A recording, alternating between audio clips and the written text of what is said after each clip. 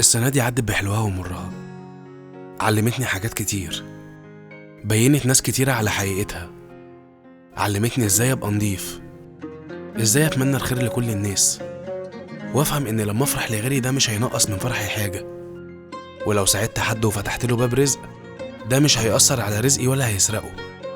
علمتني ان وجود الناس الوحشة اللي دخلوا حياتي كان مهم جدا، لان على قد ما وجعوني على قد ما علموني ازاي ابقى اقوى.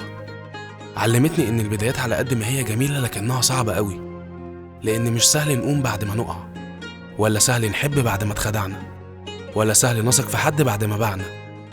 علمتني ان مش كل الناس هزعل على فراقهم، لان في ناس كانوا في حياتي فراقهم كان مكسب ليا.